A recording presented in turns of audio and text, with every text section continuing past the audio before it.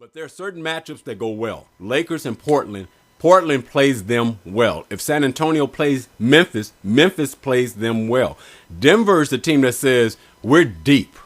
We may not have the top two players. We're just deep. And I think what they're going to do is use speed. They said, look. That's why I want to see them. Yeah, I know you do. Especially in playoffs. Right. Because it's going to be different. And everybody's going to up the ante. Right. Now, I don't, those are the only two.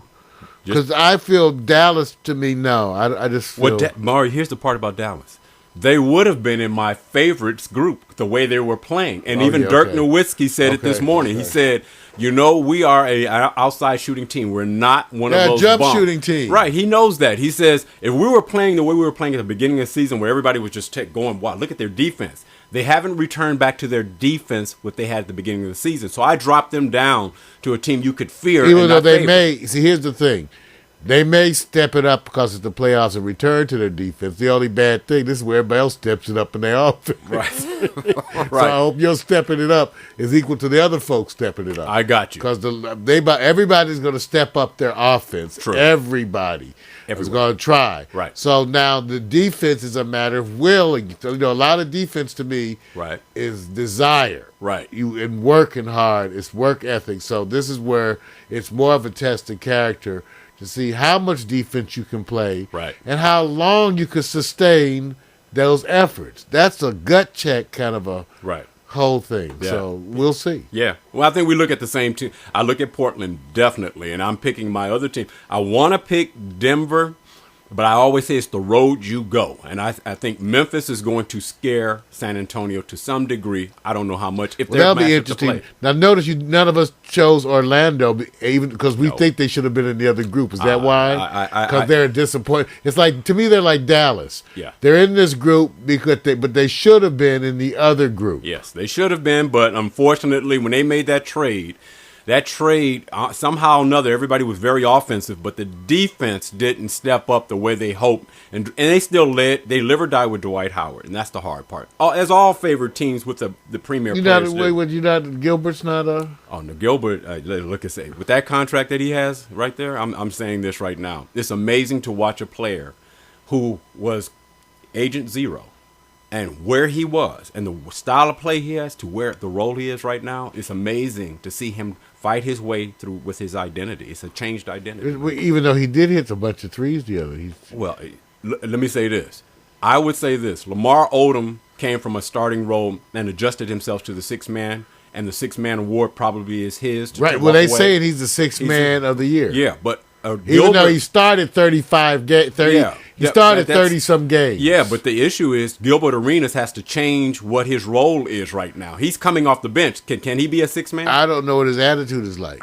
But I'm sure they should have interviewed him before they traded for him. I agree. And I think he's an outside shooter right now. Remember, he used to penetrate. Right. When you were reserved. Remember Turkoglu? Maybe you can't do it anymore because maybe you can't pull it off because you could try, but that's a physical thing. That's we'll see. Well, Turkoglu had the same thing in Sacramento, and I said he turned into an outside shooter at 6'10". So let's just say this right now: we're picking our teams, but I still think there's a subject that is making everybody either take a brief respite or they're going. Oh, they're just playing possum. Lakers Bynum, here we go again.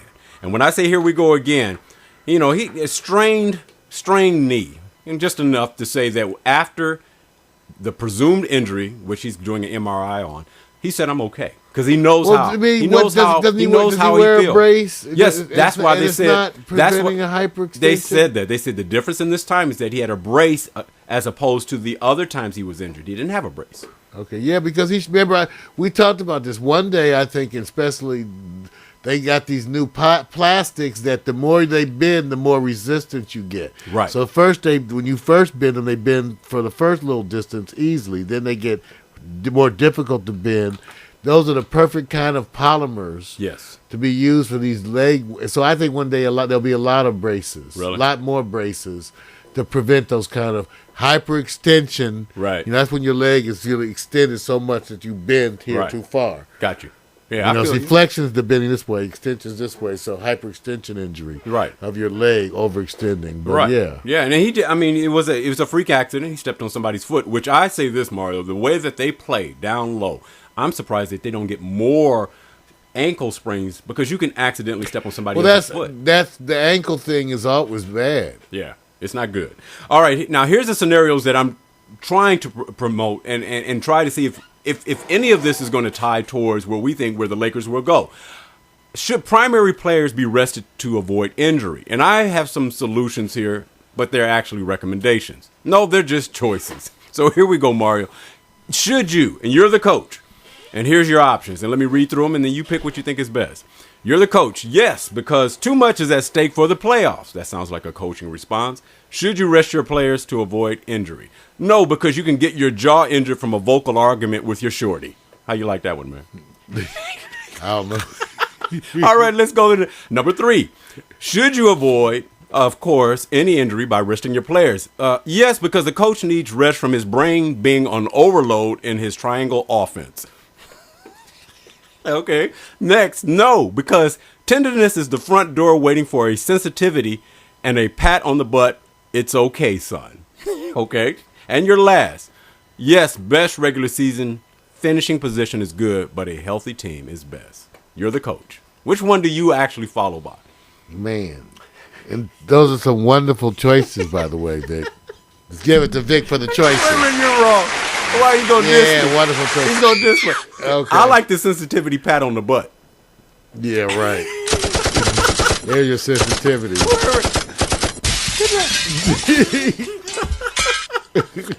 I go with the best regular season finishing is good, but a healthy team.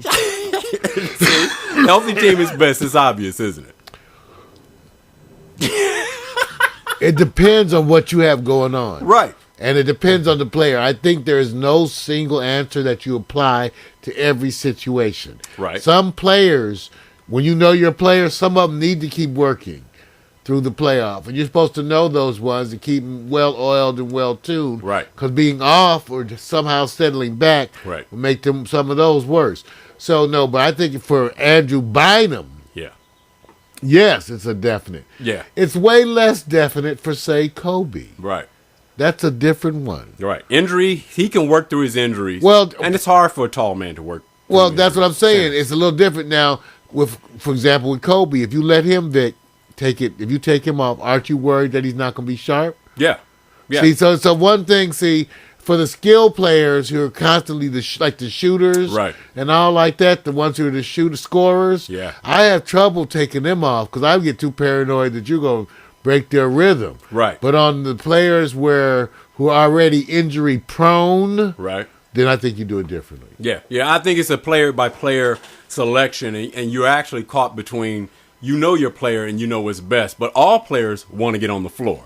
Because it's a business and opportunity is always waiting on the bench and somebody says, don't let me into your position. Well, Lakers don't have to worry about that with Andrew Bynum because behind him is Joe Smith and a couple other players who really, right now, are really... The Lakers have the sixth man of the league. Yeah. Well, he's not going to play center, though. I know, but it still helps even still. It just gives you gives you some variety of things to throw at people. I agree. That's where they're lucky. Okay. Well, we're going to go to the next subject because I truly believe there's some sail in the wind on this one. And the Barry Bonds trial. Jurors are in the third day of deliberations. And with jurors out for so long, could this favor Barry Bonds' defense? They say it does. They say when you have them out this long, it means they cannot come to an agreement. Right. And and remember, we think this trial is really politically motivated.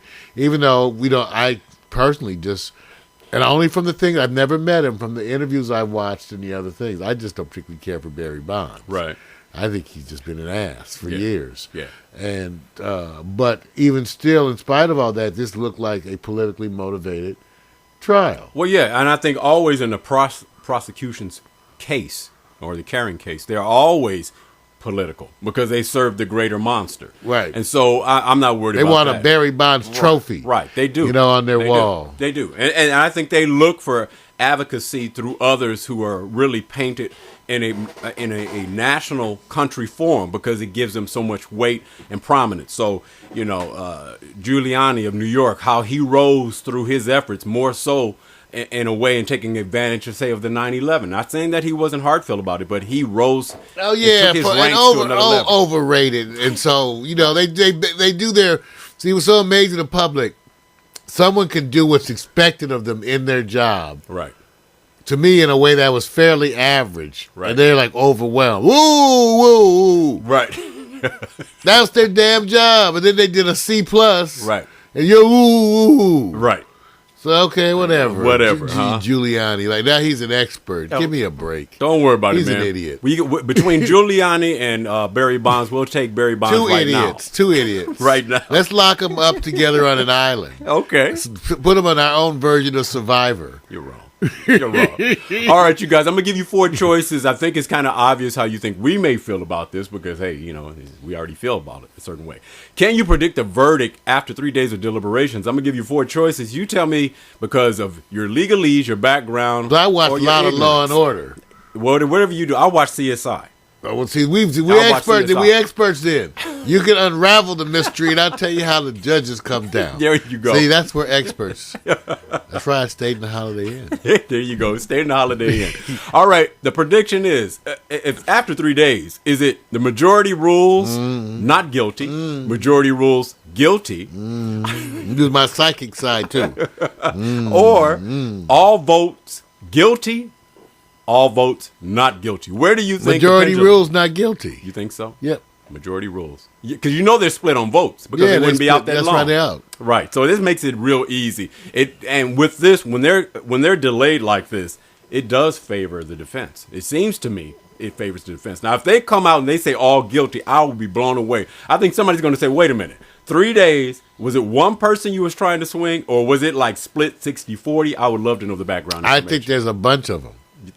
In there. It may not be 60-40, but I think you probably have a number of people who are split. I feel you, man. But I'm so curious. You could have a couple. What if there's a bunch of people who don't know? Right. Three hardcore ones and 3 hardcore the other way. Right. And everybody else is just sitting there. I just want to go home. Yes.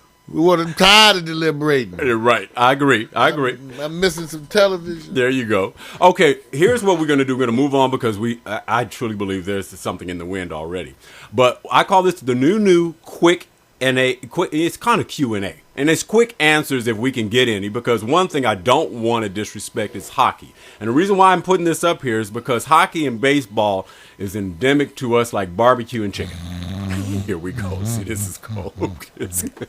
And wait a minute. Come on, baseball. And for some of you guys, I'm 55. Pasta, Chinese I food. haven't really been into baseball since 12 or something. I mean, I barely liked it then, barely. So, I mean, I don't really dislike it. It's just a ho-hummer to me. I know, because you're a different cat in a different age in a different war. Well, baseball, I'm not saying it's terrible, but some sports, I know.